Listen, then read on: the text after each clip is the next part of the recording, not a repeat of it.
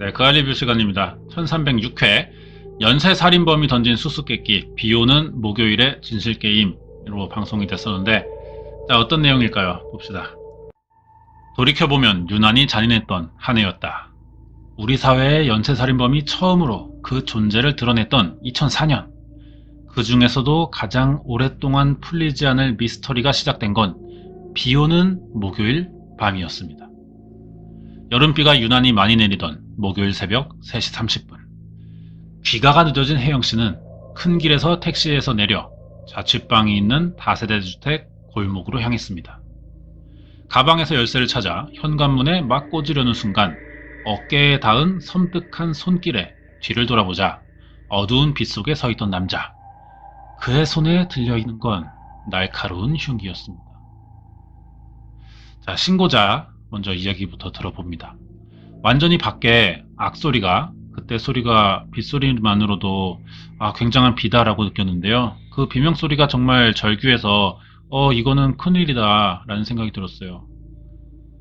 사건 현장 2층에 살던 주민 박씨가 비명소리를 듣고 나갔을 땐 혜영씨가 이미 여러 군데 칼에 찔려 피를 흘리며 쓰러져 있었습니다. 그러니까 이 신고자의 이야기만 들어봤을 때는 악소리 나고 그 소리를 들었죠? 심각할 만큼의 비명이다라고 느끼고 나가보니까 여러 군데 이미 찔려 있었다. 이건 범인이 작정하고 달려들어서 순식간에 여러 번을 찌르고 도망쳤다. 이런 상황인 거죠. 그런데 불과 10여 분 뒤 그곳에서 600m 떨어진 미아동 골목길. 택시에서 친구에게 우산을 양보하고 집까지 비를 맞으며 뛰어가던 지수씨도 골목에 들어서자마자 이상한 인기척을 느낍니다. 격렬하게 저항하던 지수씨는 계단에 쓰러진 뒤에도 계속해서 흉기를 휘두르는 범인에게 무려 18군데의 자상을 입습니다. 당시 대학생이던 이웃주민 전씨는 이 비명소리를 듣고 달려나가던 그날 밤의 일을 평생 잊을 수 없다고 합니다. 다른 사건인 거죠. 여기서의 목격자는 반팔이었을 거예요. 상처가 정확히 보였으니까요. 여기에 칼 찔린 게 명확히 보여서 피부가 좀 떨어져 나갈 정도로 비가 꽤 오는 날이었고요. 쓰러진 주변에 약간 물 웅덩이처럼 피가 많이 섞여 있어서 되게 빨갛게 고여있던 게 생각이 나거든요. 하지만 여기서 더 섬뜩했던 건 따로 있었다고 하는데요. 가방에서 지갑이 떨어져 나와 있었는데 지갑은 그대로 있더라고요. 잠겨있는 상태로. 이건 그냥 사람을 해하고 싶어서 일으킨 거구나 라는 생각이 들어서 그게 더 무서웠죠. 아무 이유도 없이 귀가하던 여성 2명을 잇따라 무참히 공격한 범인은 대체 어떤 사람이었을까? 주민들의 빠른 신고로 병원에 실려간 피해자들은 몇 차례의 대수술 끝에 모두 목숨을 건졌지만 갑작스러운 사건의 충격으로 범인의 얼굴을 기억하지 못했습니다. 하지만 두 번째 사건의 현장에서 아테네 올림픽 중계 방송을 보며 새벽까지 깨어있던 주민 3명이 도주하는 범인의 모습을 목격했다고 하는데요. 만나봅니다. 젊은 사람인데 키가 작았고요. 순간적으로 지나가 얼굴은 못 봤지만 어깨가 딱 벌어졌고 옷은 검정색 상하이를 입은 것 같았어요. 나이는 30대 중후반으로 보였고 얼굴은 크지 않고 광대뼈가 나오고 턱이 갸름한 얼굴로 보였는데 머리는 정수리 부분이 대머리였어요.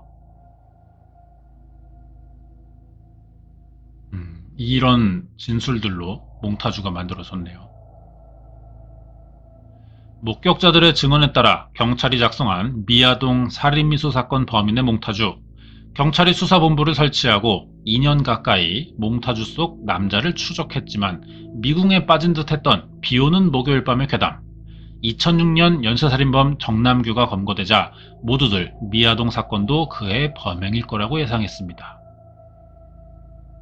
그 당시 검거됐던 정남규의 취조 장면인데요. 정남규가 이런 말을 한 적이 있어요.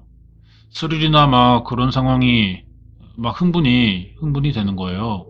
아무튼 뭐 사람을 해하고자 하는 그런 게 좀 충동이 생기고 참을 수가 없었어요.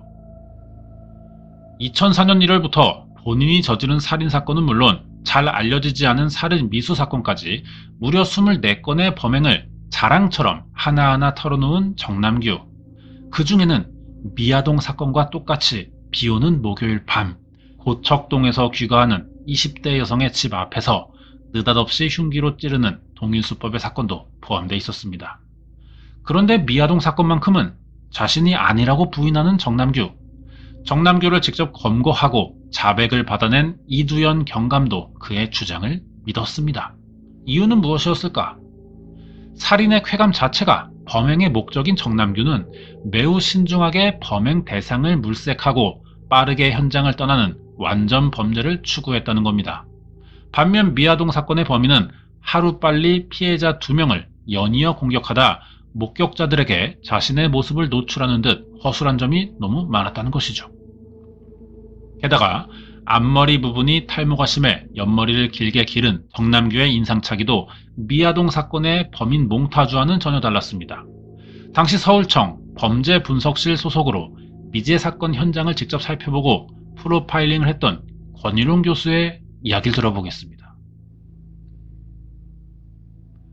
정남규 사건은 아시다시피 저는 체포될 때 수사팀이 안 가지고 있던 여제까지 다 기록을 해서 한꺼번에 제시를 해줬었는데, 정남규 사건의 리스트를 만들고 그 밑에 다른 색깔로 미아동의 2건을 확인할 필요는 있다, 이렇게 제시를 한 적이 있어요.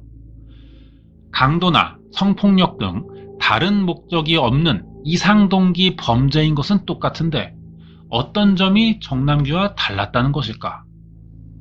정남규는 예를 들어서 내가 찌르면서 공격하면서 피해자가 고통스러운 것이 즐거운 장면이잖아요. 그런데 이 사건에 있어서는 좀 다르다고 느낀 것 중에 하나가 분노 표출이 훨씬 더 많았다는 거예요. 그러니까 분노를 표출하는 거냐, 피해자를 공격하면서 즐거운 거냐, 이 시그니처는 사실은 좀 결이 다르다는 거죠. 원한 관계인 면식범도 아닌데 처음 보는 피해자에게 이상 분노를 느끼는 오버킬 범죄자. 1차 범행을 한 지 10분 만에 2차 범행을 시도한 것은 연쇄살인범 중에서도 매우 특이한 유형의 범죄라고 합니다. 계속 이야기를 들어볼게요. 살인이든 공격행위든 자신이 원하던 폭력이 행사되고 나면 일단은 어느 정도의 감정이 곡선을 그리면서 내려오거든요.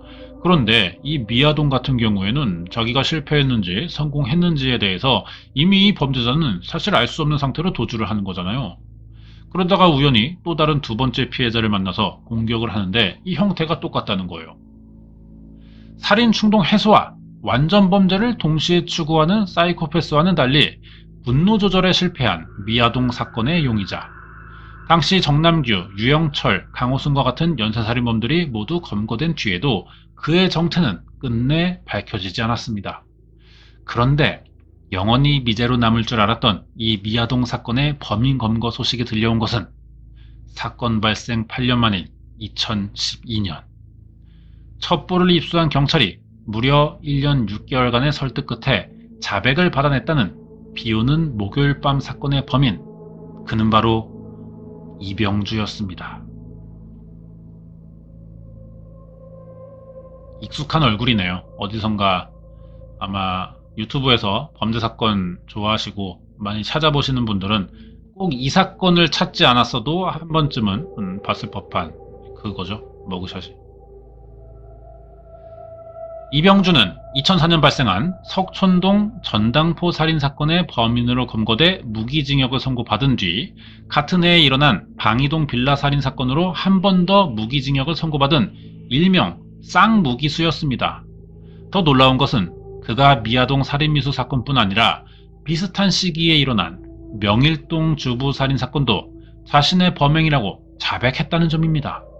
그러니까 이병주는 2004년 서울에서 일어난 4개의 살인사건과 살인미수 사건에 무려 5명을 살해하고 2명을 난자한 연쇄살인범이라고 자백을 했던 것입니다.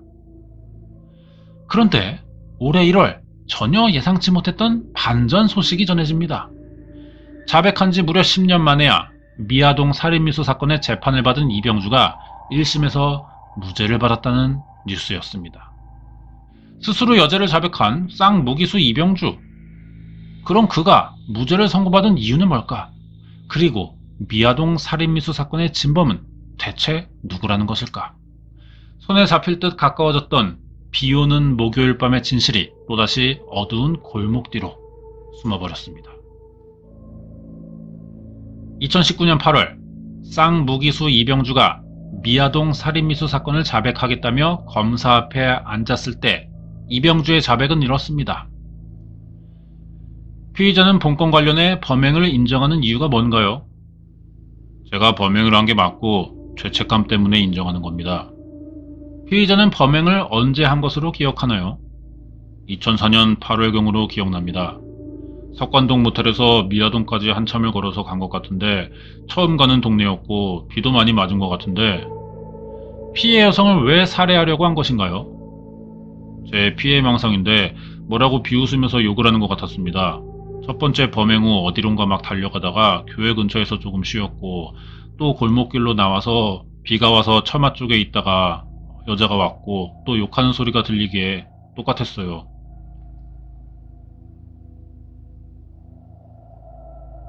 이병주의 자백은 허황된 얘기였을까? 제작진은 범죄 심리학자와 함께 사건 현장에서 그 진위를 함께 따져보기로 했습니다. 첫 번째 피해자가 공격당한 장소를 살펴본 표창원 소장은 우선 범인이 계획적이거나 치밀한 사람은 아닐 거라고 판단합니다. 지금 이 범행 양상하고 장소, 시간대로 보면 이 장소만 특정해서 누군가를 기다렸다고 보기는 조금 어렵고요. 그 다음에 그럴 만한 장소도 딱히 없어 보이고 아마도 배회하면서 적절한 범행 대상을 물색하다가 택시에서 내린 지점이든 아니면 이 이후에 걸어오는 지점 어디에선가 피해자의 모습을 발견했을 것 같아요. 현장 상황과 피해자 진술로 추정되는 범인의 행동 동기는 뭘까? 만약에 금품이라면 이렇게 어설프고 전혀 성공하지 못한 실패, 완벽한 실패에 다다른 범행이 있을 수 있을까? 단 한 푼도 건지지 못했고 그럴 만한 상황도 대상도 아니었단 말이죠. 여기에다 설명할 수 있는 건 약이란 거죠. 만약에 그런 마약을 복용하고 흥분 상태, 격정적 상태에 있었다고 한다면 그러면 그 정도가 되겠죠. 그런데 교회 안쪽으로 들어가면 계단이 나타나고 교회 주차장 너머로 다른 골목들이 보입니다. 표창원 소장은 이병주의 자백 진술 중 이 교회를 설명하는 부분에 주목하는데요. 검사와 이병주의 취조 내용을 볼게요. 범행 주변 장소 중에 기억나는 것이 있는가요? 교회 쪽에서 비를 피했던 것 같습니다. 교회가 이상하게 도로와 도로 사이를 연결하고 있었습니다. 여기에 표창원 소장님이 현장 분석과 더해본 의견은 범인의 경로를 따라오다 보니까 이 교회를 미리 알고 있는 사람이 아니라면 사실 지나가면서 이곳이 있는지조차 알기가 좀 어렵거든요. 이 길과 저 동네, 바로 이 공간을 연결해주고 있거든요. 1차 범행 장소에서 600m 거리, 불과 10분 만에 우연히 발견한 두 번째 피해자를 곧바로 공격한 점은 범인이 비합리적인 충동에 의해 범행했다는 근거라고 합니다. 피해자의 특성, 시간적 특성, 공간적 특성을 고려해봤을 때 무엇을 노렸든지 범인 입장에서 가장 효과적인 방법은 피해자를 통제하는 것이었을 겁니다. 두 건 모두 전혀 그런 대화나 시도 혹은 제압, 협박, 결박, 통제 이런 시도조차 한 흔적이 없어요. 다짜고짜 바로 공격을 했거든요. 이병주의 자백은 그런 범인의 특성에 매우 부합하는 진술이기도 했습니다. 망상 때문에 분노가 생겨서 칼로 찌르긴 했는데 이때는 반항을 하더라고요. 어떻게 저항을 했다는 말인가요? 피해자가 발로 차서 가슴 부위를 찼는지 다리를 걸어 넘어뜨렸는지 어쨌든 제가 다시 넘어지면서 칼을 놓쳤고 다시 일어나서 칼을 주워 다시 계속 찔렀습니다. 첫 자백 때는 자신이 진술한 내용대로 현장 검증에서 재현까지 한 이병주. 그는 대체 어떤 사람일까? 2004년 겨울 서울 송파구 석촌동의 한 빌딩에서 대낮에 대단한 강도 살인 사건이 발생합니다. 피해자는 3층에서 전당포를 운영하는 57살의 고씨와 전당포 맞은편 비디오방 종업원이었던 22살의 신씨. 고씨는 전당포 입구에서 머리를 둔기로 여러 차례 가격당하고 가슴을 흉기로 5차례 찔린 채 숨져 있었고, 비디오방 종업원인 신씨는 가슴과 등, 팔과 손, 얼굴까지 온몸에 무려 17군데를 흉기에 찔려 사망한 상태였습니다. 3개월 뒤 강남경찰서 형사가 서울 전역에서 수십 차례에 걸쳐 병원만 상대로 금품을 털던 2인조 강도를 검거하는데요. 그런데 2인조 은신처에서 압수한 증거물에 수상한 흔적이 있었습니다. 둘 중 키가 작은 공범의 운동화 끈에서 사람의 혈흔이 확인됐던 겁니다. 자, 그 당시 이병주를 검거했던 형사 이야기 들어봤어요. 걔네 대전에 있는 숙소를 우리가 가서 싹 수거를 해갖고요. 그 신발 보냈는데 거기에 혈흔이 나온 거예요. 그 신발에서.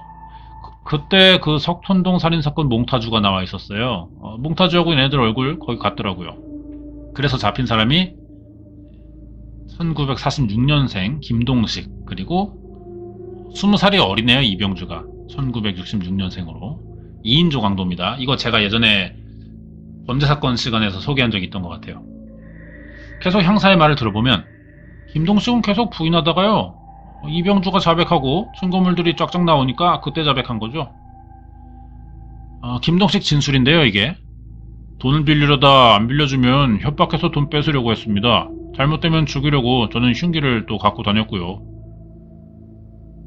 경찰 조사 결과 공범 김동식은 오래전부터 송파구에 거주하던 전과 12범으로 둔기를 미리 준비하는 등 범행을 철저히 계획했던 것으로 확인됩니다. 법원이 장도리를 휘두른 김동식뿐 아니라 이병주에게도 공동 전범으로 무기징역을 선고한 이유는 피해자 2명 모두를 칼로 찔러 사망하게 한 장본인이 바로 전과 14범의 이병주라고 판단했기 때문인데요. 석촌동 사건 현장에서는 이병주를 직접 목격한 증인도 있었습니다. 바로 비디오방에 있던 손님이었죠. 이병주의 여죄가 드러난 건 그로부터 4년 뒤 석촌동 전당포 사건에서 그리 멀지 않은 방이동의 한 빌라, 여기서 끔찍한 살인사건이 일어난 건 2004년 10월 친구 사이였던 50대 여성 2명이 안방에서 나란히 칼에 찔려 사망한 채 발견됐습니다. 집주인 이씨는 가슴과 등, 허리에 9군데, 친구 김씨는 가슴과 옆구리뿐만 아니라 양손의 방어흔까지 무려 16군데의 자상이 확인됐습니다. 유일한 목격자는 파출부였던 오씨. 그녀는 사건 당일 저녁 10시 가스검침원이라는 남자가 방문했는데 목이 마르다고 해서 주스를 꺼내주고 퇴근하던 길에 현관 앞에서 남자가 가져왔던 쇼핑백을 봤다고 진술했습니다. 그리고 그날 밤 한 편의점에서 피해자의 카드로 현금 50만원을 인출한 남자가 CCTV에도 포착되는데요. 160의 작은 키에 모자를 둘러쓴 남자는 피해자의 옷장에서 사라진 체크무늬 셔츠를 입고 쇼핑백을 들고 있었습니다. CCTV에 적힌 남자가 바로 자신이라며 피해자의 현금 인출기와 방이동 빌라에서 각각 현장 검증을 하고 범행 일체를 자백한 범인 이병주. 마약 수사대장이신데요? 힐로폰에 주로 취해 있었고 그러다 보니 강도 범행으로 들어갔어도 본인 진술에 의하면 오히려 자기가 공격당한다는 그런 환상을 갖고 있었어요. 그래서 바로 사람을 살해하게 됐다, 이렇게 진술을 했습니다. 특이한 건 늘 2인조였던 다른 사건들과 다르게 방이동 빌라 살인사건은 이병주 혼자 저지른 단독 범행이었다는 점입니다. 이병주의 자백은 그게 끝이 아닌데요. 그의 또 다른 여죄가 드러난 건 2011년 교도소 안에서 간암을 선고받은 공범 김동식이 죽음을 앞두고 마지막 양심 고백을 한 덕분이었습니다. 2004년 여름 새벽 미열이 여자 2명을 칼로 찔러 죽였다. 병주 혼자 범행. 명일동 주공 아파트 건. 2004년 여름 혼자 있는 아줌마를 칼로 찔러 이병주 혼자 하지 않았고 김동식이 했다. 이 2004년 여름 새벽 미아리, 이게 미아동 사건과 유사해 보인다 라는 거죠. 이게 증거라는 거지. 김동식을 접견했던 형사가 메모한 이병주의 암수범죄는 2004년 미아동 사건과 비슷한 시기에 명일동 주부살인 사건. 명일동 주부살인 사건이 발생한 것은 같은 해 벌어진 석촌동 전당포 살인 사건과 방이동 빌라 살인 사건보다 2달 먼저인 2004년 8월 16일 강동구 명일동 아파트에서 살해된 피해자는 대낮에 혼자 집에 있던 주부 송씨였습니다. 목과 등에만 6군데의 자상을 입고 현관에 엎드린 자세로 숨진 채 발견된 것으로 봐서 범인은 저항할 틈도 없이 피해자를 뒤에서 공격한 것으로 추정됩니다.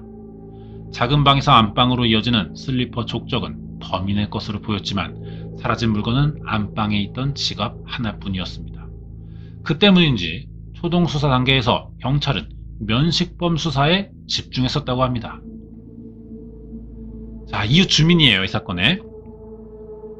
처음에는 시동생을 잡았어요, 시동생을. 그랬는데 다음에 아니라고 해서 하여간 뭐 단서를 못 찾았을 거예요, 내가 알기로는. 범인의 지문이나 DNA는커녕 CCTV에 포착된 용의자도 목격자도 없어서 수배 전단지 한번 만들지 못한 미궁의 사건.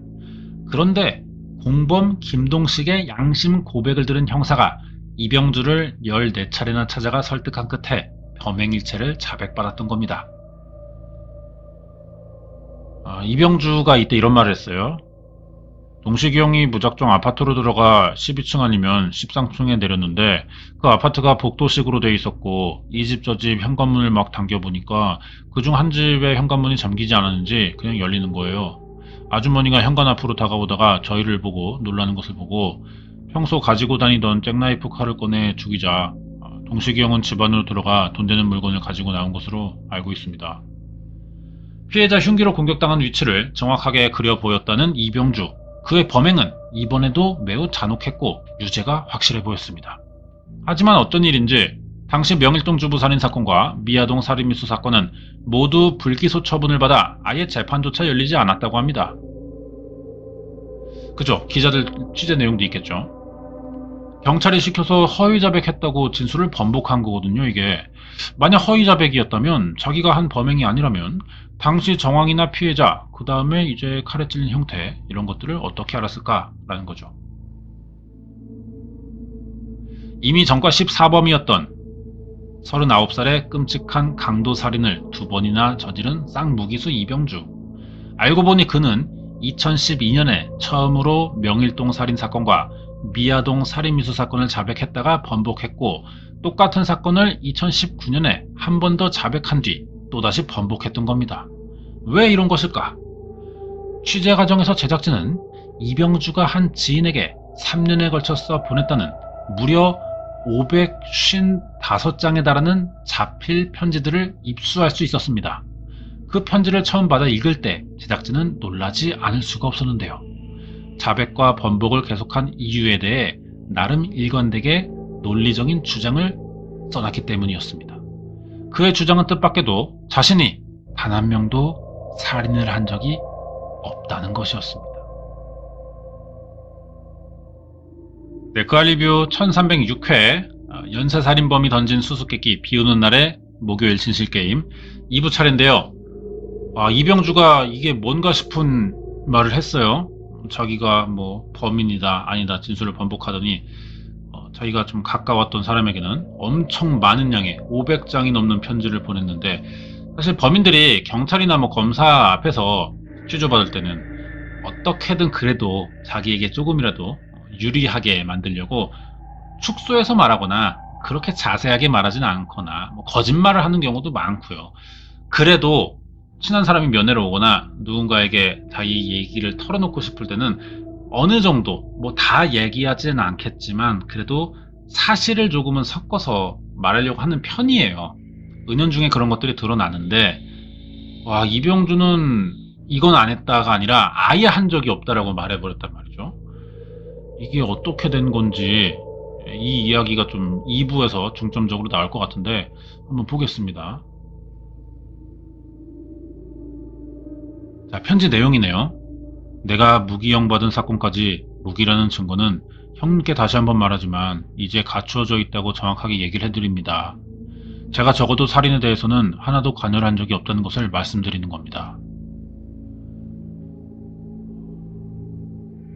자, 그러니까 그의 주장에 따르면 무기징역을 받은 석촌동 전당포 살인사건과 방이동 빌라 살인사건은 경찰의 조작으로 억울하게 누명을 쓴 것이고, 법정에서 그 진실을 밝히고자 자신이 하지도 않은 명일동과 미아동 사건을 2번이나 허위자백했다는 겁니다. 이런 주장은 어떤 근거가 있는 것일까?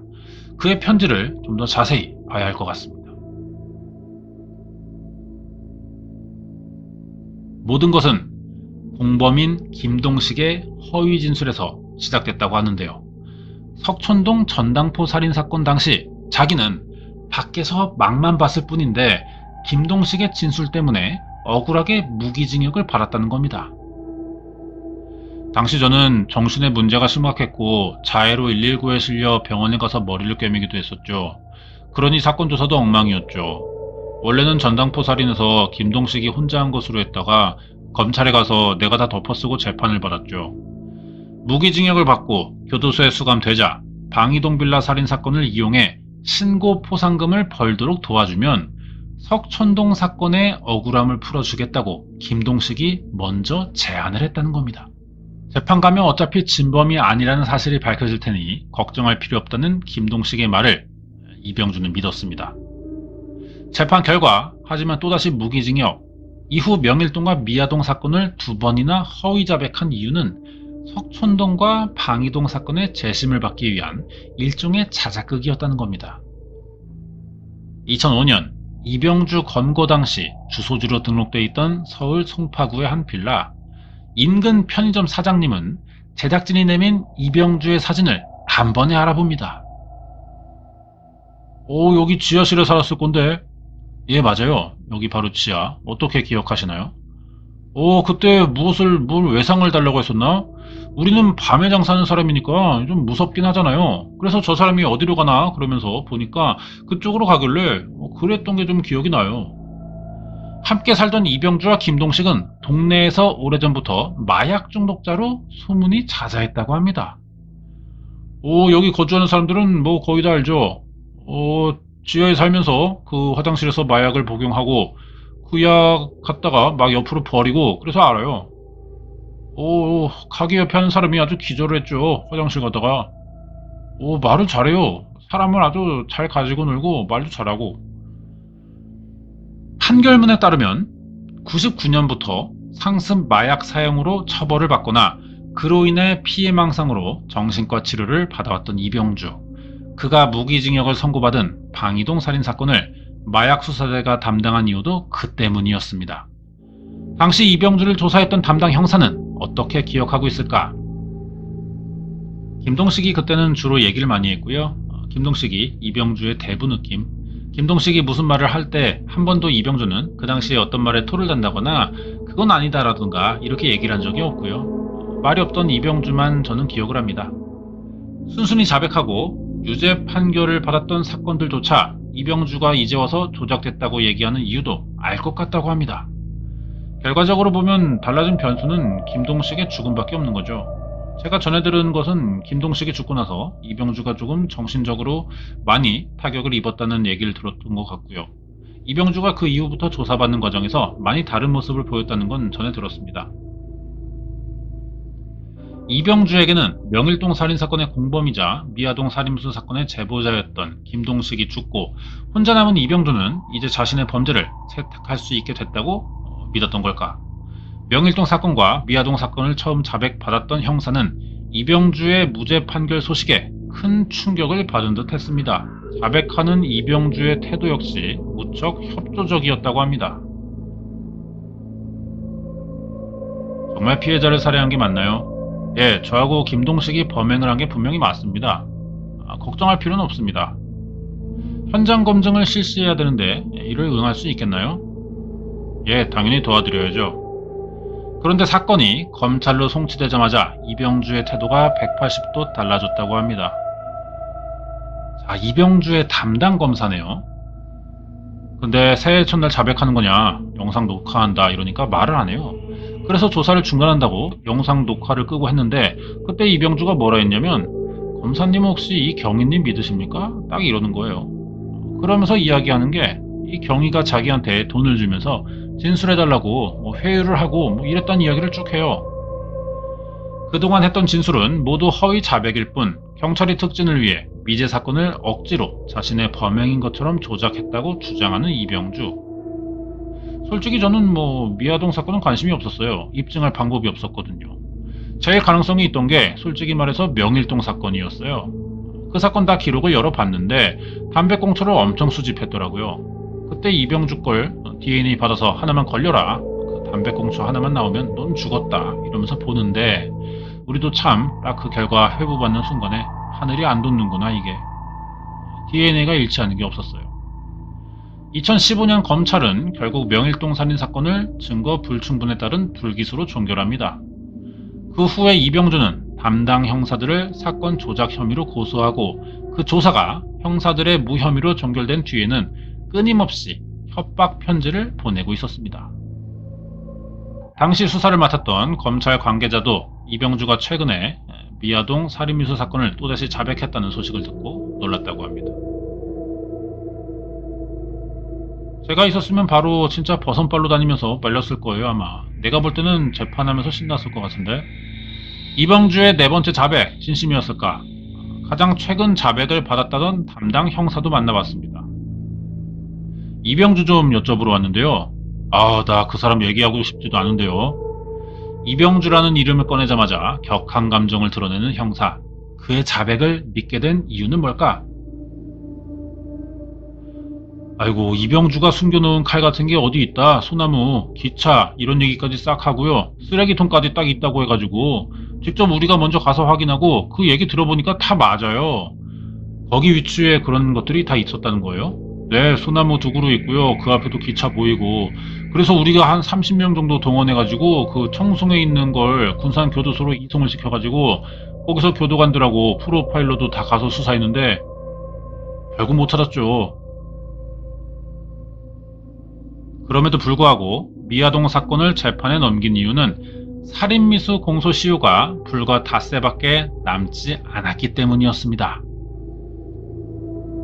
재판 과정을 지켜본 기자는 법정에선 이병주의 행동이 무척 인상적이었다고 하는데요. 이민 기자네요. 이분 좀 유명하신데. 좀 알려진 기자잖아요. 자, 이야기 들어봅시다. 예, 굉장히 당당했어요. 변호사가 발언을 전혀 못하게 할 정도로 자기 스스로가 대변을 다 했고, 검사님 내 말이 맞다고 했잖아요. 난 무죄예요. 이렇게 얘기를 해버린다니까요. 스스로 자백했던 범죄들이 모두 조작됐다고 주장하는 그의 태도가 아무리 생각해도 억울한 누명을 쓴 사람으로는 보이지 않았다는 겁니다.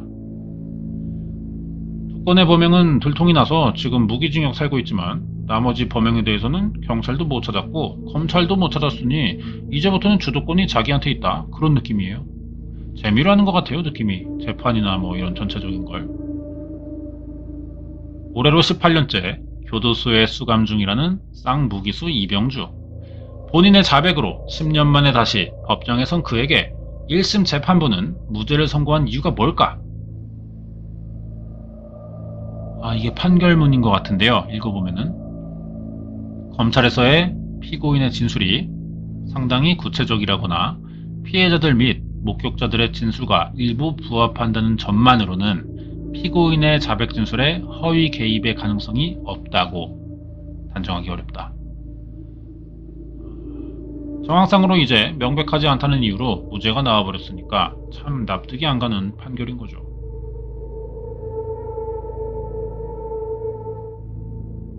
아무래도 그를 직접 만나봐야겠다고 생각한 제작진. 이병주가 수감된 교도소에 정식 인터뷰를 요청했지만 교정당국의 불허로 10분간의 짧은 접견만 가능했습니다. 접견 장소에 나온 이병주에게 제작진은 단도직입적으로 질문을 해봤습니다. 제가 확실하게 대답받고 싶은 건 정말 한 명도 살인하지 않으셨다는 건가요? 여기에 이병주가 아니요. 한 명은 그 석촌동 비디오 가게, 그건 제가 기억이 없어요. 그날 있던 건 남어디 전당포 사건에서 강도살인은 제가 한 게 아니고요. 전당포 사건은 제가 들어갈 수도 없었고 방이동 살인 사건은 저는 아예 관계가 없어요. 현재 내용과는 다르게 석촌동 사건 당시 전당포 주인은 결코 살해한 적이 없지만 비디오 가게 주인은 자기가 살해했는지 안 했는지 기억이 나지 않는다고 말을 바꾸는 이병주. 하지만 미아동 살인미수 사건은 정말 억울하다고 주장합니다. 공범 김동식이 그 자백한 걸로 해서 이제 사건이 시작된 거잖아요. 근데 자백 자체가 경찰의 조작이에요. 김동식은 이 사건을 모르는데 그 사건 기록에 보면 다 나오고 있습니다. 공범인 김동식이 사망 직전 양심 고백을 했다는 경찰의 말은 거짓이며 그 내용을 받아 적은 유일한 메모지도 조작이라고 주장합니다. 직접 저지르지 않았다면 어떻게 이렇게 구체적인 자백을 할 수가 있던 거예요? 구체적인 내용은 저는 아무것도 몰라요. 미아동 사건은 이제 경찰이 사건 기록 들고 와서 다 읽어줬어요. 저는 어쩔 수 없이 조작에 참여하는 입장이 돼버렸던 거예요. 2004년 당시에 정신질환이나 필로폰으로 인한 기억 망상이나 그런 증상 때문에 실제 범행을 하고도 기억이 안 날 가능성은 없었나요? 그건 저도 모르겠어요. 제가 그러진 않았을 것 같아요. 제가 대부분은 어느 정도 기억을 하고요. 옛날에는 진짜 심했어요. 그런데 지금은 많이 나아졌고 이미 무죄가 나왔거든요. 그가 혹시 제작진과도 심리 게임을 하려는 건 아닐까? 항소심 재판을 앞둔 지금 비 오는 목요일 밤의 진실을 밝힐 수 있는 이 마지막 기회를 놓치지 않으려면 실마리가 무엇인지 꼼꼼히 추적해봐야겠습니다. 1심 재판에서 가장 쟁점이 됐던 건 사건 당시 목격자가 증언한 범인의 인상착의, 그 중에서도 정수리에 머리숱이 없었다는 진술입니다. 지난해 10월 재판 출석 당시 이병주의 머리 모양은 정수리 부분에 탈모가 심한 게 사실이었습니다. 용의자가 대머리라고 하잖아요. 저는 대머리 아니에요. 혹시 한번 보여줄 수 있나요? 예, 근데 이것도 빠진 지 얼마 안 됐어요. 그 야밤에 비 오는 날 반딱반딱 빛날 정도면 진짜 어느 정도 머리가 벗겨져야 하는지도 판사님이 알더라고요. 그런데 제작진이 직접 가본 현장은 생각보다 몹시 어두워서 비까지 오던 날 목격자들이 범인의 머리 모양을 제대로 관찰할 수 있었을지 의문이 들었습니다. 정수리에 머리숱이 없었다는 범인의 인상착의는 목격자의 잘못된 기억일까? 제작진은 수소문 끝에 오래전 다른 지역으로 이사갔다는 목격자를 만날 수 있었는데요. 사건 직후 미아동을 떠난 뒤 여러 차례 경찰이 찾아오고 지난해에는 재판에도 출석해 증언을 했다는 김씨입니다. 안방 창문 바로 아래에 설치된 가로등 덕분에 너무도 선명하게 보였다는 범인의 얼굴. 머리가 길진 않았지만 제일 중요한 게 머리가 대머리라는 거. 가운데 한 중앙이요. 그날 비가 왔잖아요. 근데 이 머리숱이 적은 사람은 여기에 비를 맞으면 이게 더 이렇게 되거든요. 2018년 재수사 당시 여러 명의 용의자 사진 중 정확히 이병주의 사진을 지목했다는 목격자는 이병주의 무죄 소식을 듣고 의아했다고 합니다. 경찰분 오셨을 때도 저는 이거 잡는 줄 알았어요. 솔직히 말해서. 휴대전화 갖고 와서 용의자 사진 막 넘겨서 보여주는데 제가 이렇게 바로 짚었거든요. 그랬더니 그분들도 놀라더라고요. 하지만 재판부는 이병주의 사진을 지목한 김씨의 진술이 담긴 수사 보고서에 서명 날인이 없다는 이유로 이걸 유죄의 증거로 인정하지 않았습니다. 그렇다면 이병주가 미아동 살인미수 사건을 자백한 진술들은 정말 조작된 걸까? 제작진은 여러 전문가들에게 그 진위를 검증해달라고 요청했습니다. 먼저 박지성 교수는 사건 당일의 날씨와 실제 현장 근처에 존재하는 교회를 연관지어 진술한 부분에 주목했습니다. 미아동 사건을 직접 저지르지 않은 사람이라도 어디에선가 듣고 그 사건에 비가 왔다는 정도는 이야기할 수 있겠죠. 그런데 이 씨의 진술에서 눈에 띄는 점은 단순히 그날 비가 왔다는 내용이 아니고 본인이 첫 번째 사건을 저지르고 나서 비가 와서 그 비를 피하기 위해 교회 처마 밑에 있다가 두 번째 피해자를 공격하기 위해서 나간 이 과정에 대해 진술을 하고 있거든요. 그러니까 이러한 것들은 감각 정보에 훨씬 가까운 내용이라 보고 본인이 경험했을 가능성이 높다라고 생각이 됩니다. 그리고 모든 전문가가 공통적으로 이병주가 실제 경험했을 가능성이 높다고 지적한 진술은 피해자와의 상호작용에 대한 것이라고 합니다. 이병주는 이런 진술을 했어요. 망상 때문에 분노가 생겨서 칼로 찌르긴 했는데 이때는 반항을 하더라고요. 어떻게 저항을 했다는 말인가요? 피해자가 발로 차서 가슴 부위를 찼는지 다리를 걸어 넘어뜨렸는지 어쨌든 제가 넘어지면서 칼을 놓쳤고 다시 일어나서 칼을 주워 다시 계속 찔렀습니다. 이병주가 자백한 4개의 사건에서 피해자들 몸에 남은 흉기의 흔적을 자세히 비교해본 유성호 교수입니다. 석촌동 사건 같은 경우는 크게 2가지 흉기가 사용된 걸로 보입니다. 고 씨에게는 칼의 폭이 조금 넓은 칼이 사용됐고 근데 이제 신 씨 같은 경우는 칼의 폭이 한 2.5cm 내외로 보이는 칼로 여러 번 찌른 형태가 보입니다. 전당포 주인의 몸에는 망치에 의한 상처 외에 식칼 같은 큰 칼로 인한 자상이 남았지만 비디오방 종업원의 몸에 남은 상처는 크기가 훨씬 작은 다른 칼의 흔적이었다고 합니다. 네 사건의 피해자들 상처 분석해보니까 동일범의 같은 흉기라고 보는 것 같아요. 석촌동 전당포 살인사건으로 검거된 이병주의 압수물품에서 확인된 잭나이프, 미아동 살인사건의 피해자가 진술한 범인의 흉기 역시 잭나이프였습니다. 그리고 4개의 사건에는 범인이 본능적으로 현장에 남긴다는 시그니처가 동일하게 발견된다는 겁니다. 이런 점들을 봤을 때 표창원 교수가 다시 의견을 말하는데요. 성급하고 절대되지 않은 무분별하고 충동적이며 지나친 폭력성, 공격성인 거죠. 이것이 똑같이 나타나는 시그니처라고 볼 수 있고 그 시그니처가 동일하다는 것이 발견된다면 우선 동일범의 소행인 연쇄범죄의 가능성을 같이 연장선상에 놓고 봐야 된다는 거죠. 작은 칼로 급수가 아닌 부위를 10여 차례 넘게 찌른 비효율적이면서도 과도한 공격성, 이런 범인의 시그니처는 무엇을 의미할까?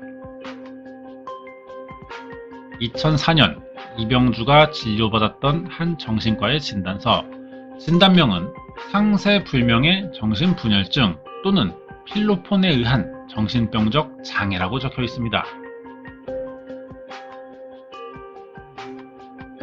정신건강의학과 전문의는 이런 의견이네요.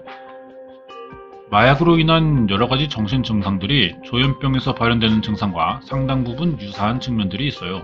결국에는 조현병 환자가 마약을 할 가능성보다는 마약을 한 사람이 조현병으로 오진될 가능성이 훨씬 더 클 것 같긴 합니다. 이병주의 진술에 일관되게 나타나는 범행 동기, 피해자가 자신을 욕하거나 고발할 거라는 망상은 마약에 중독됐던 이병주가 실제로 경험한 증상일 가능성이 높다는 겁니다. 이병주가 미아동 사건의 진범이라면 그는 왜 자백과 번복을 반복하며 경찰이 사건을 조작했다고 주장하는 걸까?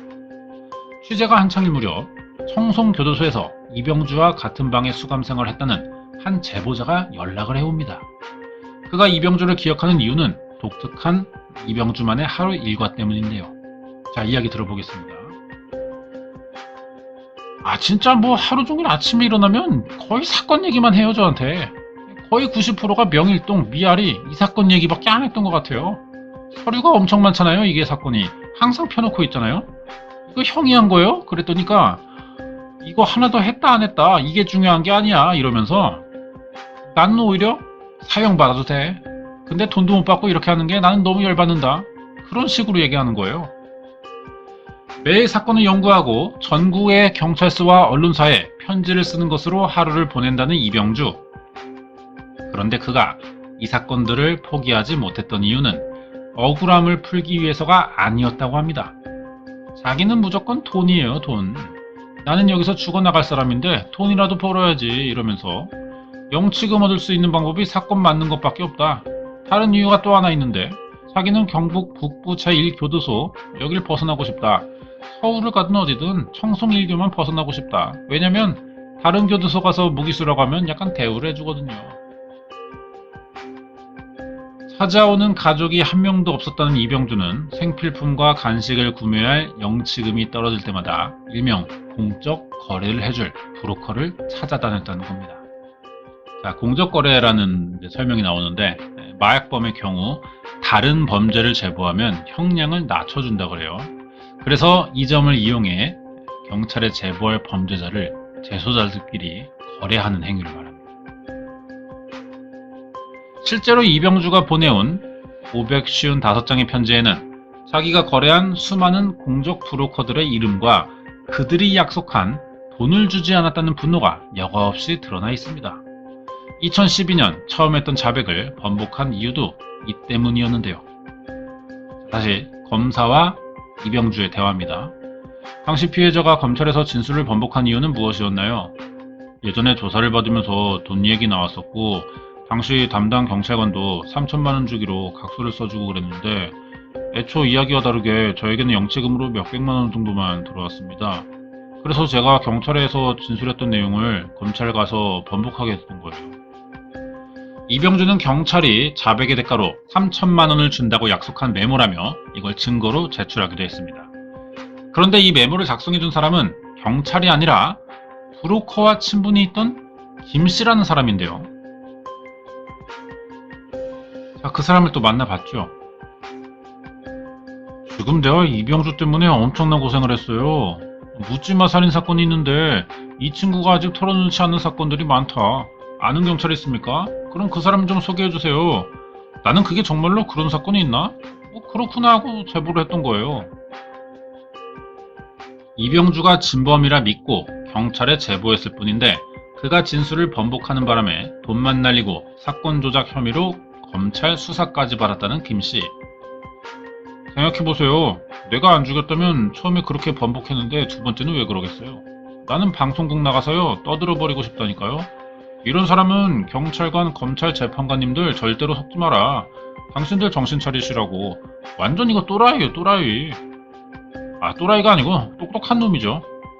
우리나라 그래도 공무원인 경찰관들이나 검찰들을 가지고 농락할 정도면 이거 무지무지하게 똑똑한 놈이죠. 이병주를 찾아갔을 때 제작진은 자백과 번복을 계속하는 이유가 돈 때문인지 직접 물어봤습니다. 이 짧은 10분 내에 많은 질문이 있었네요. 영치금 목적을 띠는 거지만 나는 재판정에 서고 싶었을 뿐이에요.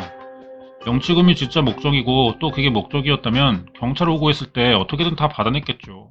악착같이라도 안 그러겠어요? 제작진은 이미 무기징역을 선고받은 방이동 빌라 살인 사건은 새로운 증거도 없는데 왜 일방적으로 재심을 고집하는지도 알고 싶었습니다. 여기에 이병주는요. 제가 이곳에서 몸이 아플 때도 있잖아요. 저는 죽더라도 원망하고 이런 거 아무것도 없습니다. 남은 감정도 없고 이제 모든 건 다 비워진 상태라고 좀 볼 수 있는데 다만 내가 죽으면서까지 진범을 못 찾은 방이동 사건의 피해자한테 못할 짓을 하는 거잖아요. 그게 가장 가슴에 남더라고요. 진범을 찾지 못한 피해자의 죄책감 때문에 재심을 받고 싶다는 이병주. 그에게 죄책감이란 대체 어떤 의미일까? 무기수 이병주는 오늘도 영치금을 넣어줄 누군가에게 새로운 자백의 편지를 쓰고 있을지도 모릅니다. 18년 전 이 가로등 불빛 아래 잠시 멈춰서서 도주로를 탐색했다는 범인. 2층 창문에서 그를 목격했던 김씨는 이병주를 범인으로 지목했지만 재판부가 단 한 사람의 기억만을 증거로 그에게 유죄를 선고하기엔 어려웠던 모양입니다. 그런데 제작진이 살펴본 재판 기록은 미아동 살인미수 사건만큼이나 이병주와 브로커 사이에 공적거래 진실 공방이 많은 부분을 차지하고 있습니다. 수천 장에 이르는 이병주의 수사 기록과 재판 기록, 그리고 편지까지 모두 읽고 사건 현장을 직접 확인하며 제작진과 고민을 함께 나눈 전문가들은 이 공적 거래에 대한 거품을 걷어내야만 비로소 비오는 목요일 밤의 진실에 다가갈 수 있다고 말했습니다. 이병주의 자백과 목격자의 기억 외에 어떤 물증도 남아있지 않은 미아동 살인미수 사건이 항소심에도 또다시 증거 불충분으로 무죄로 끝이 날지 아니면 보강된 수사로 유죄 판결을 받을 수 있을진 알 수 없습니다. 하지만 이번 사건을 추적하면서 적어도 제작진은 분명한 사실 한 가지는 알게 됐는데요. 이병주는 교도소에서 마지막 순간까지 다양한 미제 사건을 자백하거나 번복할 것이고 그로 인해 상당한 공권력과 세금이 낭비되고 피해자와 유가족들의 고통은 계속될 것이라는 점입니다. 제작진은 곧 시작될 2심 재판이 그날의 진실을 밝히고 18년 동안 계속된 진실게임에 현명한 종지부를 찍어주기를 재판부에 바랍니다. 쌍무기수가 교도소 안에서 해야 할 일은 수수께끼 놀이가 아닌 자신의 범죄에 대한 처절한 반성이기 때문입니다. 여기까지인데 그러니까 이병주 좀 똑똑한 사람인 것 같긴 하네요. 사람을 말로 혼란시켜서 우위에 설 줄 아는 사람, 정확히는 좀 그런 쪽의 사람이라고 생각이 되고요. 자기가 저지른 사건이 맞는 것 같아요. 시작에서 나왔던 미아동 사건 새벽에 2번 일어난 연달아. 그리고 무기징역 받았고 하지만 어차피 나는 풀려나지 않을 테니까 영치금이라도 많이 벌어서 교도소에서 좀 편하게 살자, 이런 생각으로 가짜 범행들을 팔기 시작했네. 자기가 뒤집어 쓰면서 일부러 돈 받고 범죄를 사는 거죠. 전과를. 이거는 사실 알고 있는 거죠. 자기가 계속 주도권을 가져가야 되고, 그래야만 자기가 우위에 서고 원하는 거 얻을 수 있다, 이런 거 아는 것 같고. 그리고 마약을 했던 건 사실 같아요. 마약은 중독이 됐었던 것 같고, 거기서 어떤 정신적인 문제, 조현병 증세가 생긴 것은 아닌가. 그게 사건에 좀 섞여 있고, 감옥에 있으니까 뭐 약은 한동안 손 안 댔을 것이고, 증세가 많이 좋아졌겠죠. 온전히 자기 정신으로 지금 거짓말을 반복하고 있다는 얘기인데, 이걸 멈추게 해야겠죠. 진짜 범인을 찾으려면은. 그러면은 이제 브로커와의 연결을 끊어내야 되는 건데, 그거를 사실 지금 상태로는 하기가 어렵다, 이러한 결론이네요. 이병주 한 사람이 지금 사건 몇 개를 엮어가지고 여러 사람을 곤란하게 만들고 있는데. 네, 오늘 그 알리뷰 여기까지입니다. 1306회 연쇄살인범이 던진 수수께끼, 비오는 목요일의 진실게임, 여기까지 하고요. 댓글 많이 남겨주시고요. 다음 주에 다른 사건 준비해서 오겠습니다. 여기까지예요.